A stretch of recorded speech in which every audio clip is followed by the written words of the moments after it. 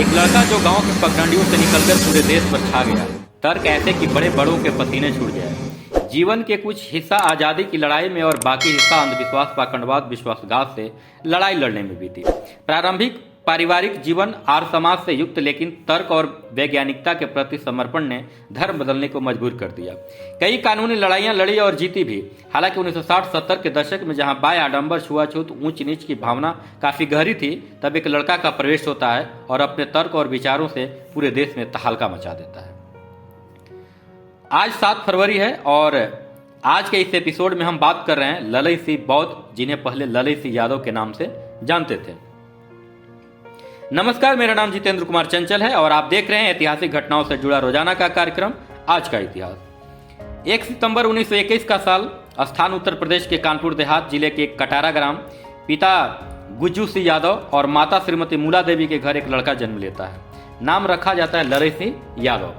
पारिवारिक पृष्ठभूमि एक किसान की और घर का वातावरण आर्य समाज से जुड़ा हुआ, हालांकि अत्याधिक रूढ़ियों के पीछे भागने वाले परिवारों में से नहीं था।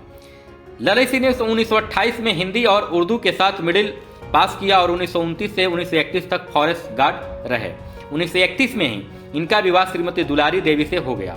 1933 में ये सशस्त्र पुलिस कंपनी जिला मुरैना मध्य प्रदेश में कांस्टेबल के पद पर भर्ती हुए और 1946 में नॉन गजेटेड मुलाजिम पुलिस एंड आर्मी संघ ग्वालियर के अध्यक्ष भी चुन लिए गए।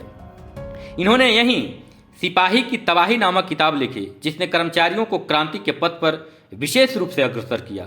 इन्होंने ग्वालियर की आज़ादी के लिए सरकारी मुलाजिमों को संगठित कराकर पुलिस और फौज में हड़ताल करवाई।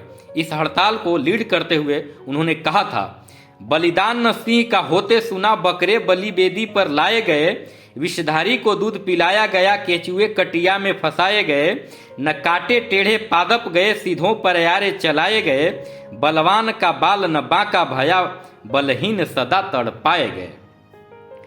इस हड़ताल के आरोप में इन्हें सभी साथियों सहित बंदी बना लिया गया। 6 नवंबर 1947 को जज ने इन्हें 5 वर्ष सश्रम कारावास तथा 5 रुपये अर्थदंड भरने का आदेश दिया।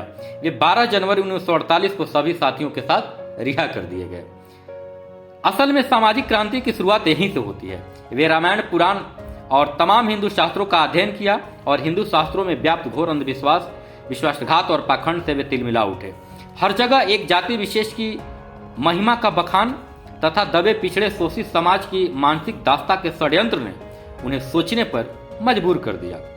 तमाम शास्त्रों का अध्ययन करने के बाद वे इस निष्कर्ष पर पहुंचे कि धर्म के ठेकेदारों की ये सोची समझी चाल है। इन्होंने अपने को सर्वश्रेष्ठ साबित कर दूसरों को अछूत व शूद्र बना दिया, चाहे वह व्यक्ति कितना भी पढ़ा लिखा और संपन्न क्यों न हो। अब तक इन्हें एक बात तो समझ में आ गई थी कि सीधी लड़ाई नहीं लड़ी जा सकती है। उन्होंने इसका माध्यम चुना साहित्य।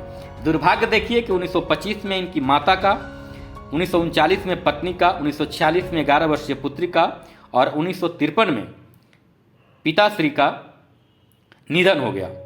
चूंकि ये अपने पिता के इकलौते पुत्र थे, तो दूसरा विवाह का प्रस्ताव भी इन्होंने ठुकरा दिया। वो इसलिए ठुकरा दिया ताकि अगली शादी स्वतंत्रता की लड़ाई में बाधक न बन सके। उस वक्त महान समाज सुधारक और दक्षिण भारत में पाखंडवाद पर गहरा प्रहार करने का श्रेय पेरियार ए वी रामासामी नायकर को जाता है। उन्होंने एक किताब लिखी थी, रामायण और ट्रू रीडिंग। यह किताब पूरे भारत में तहलका मचा दिया, लेकिन हिंदी पट्टी के पाठकों तक अब तक यह किताब नहीं पहुंची थी। उस समय पेरियार ए वी रामासामी नायकर के अनेक दौरे उत्तर भारत में हुए। जब ललई सिंह इनके संपर्क में आए तो इन्होंने उस पुस्तक की हिंदी अनुवाद कर प्रकाशन की अनुमति मांगी। पेरियार ने जुलाई 1968 को हिंदी प्रकाशन की अनुमति प्रदान कर दी।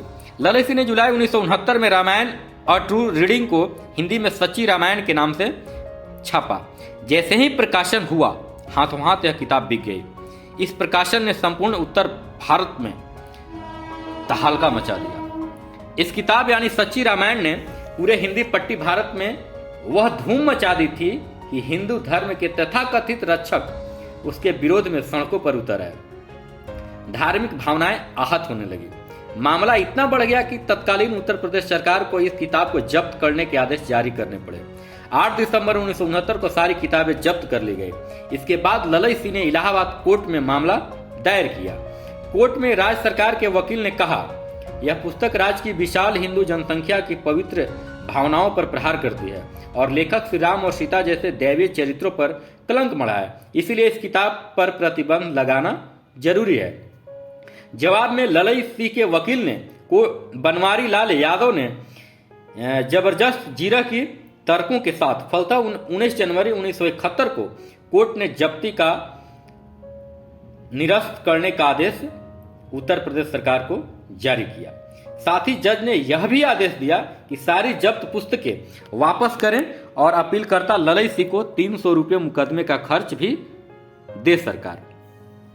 इसके बाद उत्तर प्रदेश सरकार ने इलाहाबाद हाई कोर्ट के निर्णय के खिलाफ सुप्रीम कोर्ट में अपील की।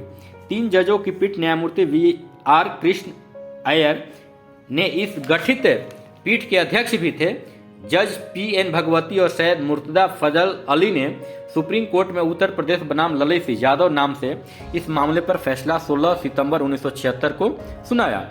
इलाहाबाद हाई कोर्ट के फैसलों को उन्होंने बरकरार रखा और राज्य सरकार की अपील को खारिज कर दिया। इस केस से जुड़ी कुछ बातें। इलाहाबाद हाई कोर्ट द्वारा दिनांक 19 जनवरी 1971 के निर्णय और आदेश से विशेष अनुमति की अपील, विविध आपराधिक केस संख्या 412/70, सर्वोच्च न्यायालय में अपील संख्या 291/1971। इस विस्मयकारी जीत ने ललई सिंह को सामाजिक भेदभाव, जातिगत छुआछूत पर और अधिक काम करने का मन बना। इस जीत ने इन्हें दलित पिछड़ों का नायक बना दिया। 1967 में इन्होंने हिंदू धर्म त्याग कर बौद्ध बन गए। बौद्ध बनने के बाद इन्होंने अपने नाम से यादव शब्द हटा लिया। वे जाति विहीन समाज के लिए संघर्ष कर रहे थे, जो जाति सूचक शब्द इस राह में रोड़े के समान था। ललई सिंह को उत्तर भारत का पेरियार कहा जाता है। इन्होंने कई बहुजन नायकों की खोज की। बौद्ध राजा अशोक उनके आदर्शों में शामिल थे। उन्होंने अशोक पुस्तकालय नाम से प्रकाशन संस्था कायम की और अपना प्रिंटिंग प्रेस लगाया, जिसका नाम था सस्ता प्रेस। पेरियार ललई सिंह ने 5 नाटक भी लिखे। अंगुलीमाल नाटक, शंभुकवध, संत माया बलिदान, एकलव्य और नागयक इनके किताबों में शुमार थे। शोषितों पर धार्मिक डकैती, शोषितों पर राजनीतिक डकैती और सामाजिक विषमता कैसे समाप्त हो। पेरियार ललई सिंह के बारे में कमल भारती लिखते हैं, यह साहित्य हिंदी साहित्य के समानांतर था, जिसने हिंदू नायकों और हिंदू संस्कृति पर दलित वर्गों की सोच को बदल दिया। यह नया विमर्श था जिसका हिंदी साहित्य में अभाव था। ललई सिंह के इस साहित्य ने बहुजनों में ब्राह्मणवाद के विरुद्ध विद्रोही चेतना पैदा की और उनके श्रमण संस्कृति और वैचारिकी का नवजागरण किया। ललई सिंह को पेरियार की उपाधि ईवी रामासामी नायकर की जन्मस्थली तमिलनाडु में दी गई। तब से वे उत्तर भारत के पेरियार के रूप में जाने लगे। 1950 में सरकारी सेवा से मुक्त होने के बाद वे अपना बाकी जीवन बहुजन दबे पिछड़े शोषितों के उत्थान में लगा दिया। उनका मानना था कि बिना पाखंडवाद अंधविश्वास खत्म किए शोषितों पिछड़ों की प्रगति नहीं हो सकती है। आज ही के दिन यानी 7 फरवरी 1993 को वे परिनिर्वाण को प्राप्त हुए। वर्तमान तार्किक युवा वर्ग और भविष्य के भारत के वैज्ञानिक चेतना विकसित करने में इनके विचार अहम भूमिका निभाएंगे। इस महान नायक को पूरी टीम की तरफ से शतशत नमन। आज के एपिसोड में इतना ही। आप मुझे YouTube पर देख रहे हैं तो मेरे YouTube चैनल द हिस्ट्री ज्ञान को सब्सक्राइब, लाइक और शेयर करें। साथ ही घंटी का बटन दबा दें ताकि हर एक वीडियो आप तक पहले पहुंच सके। फेसबुक, इंस्टाग्राम पर देख रहे हैं तो मुझे लाइक और फॉलो जरूर करें। जय हिंद।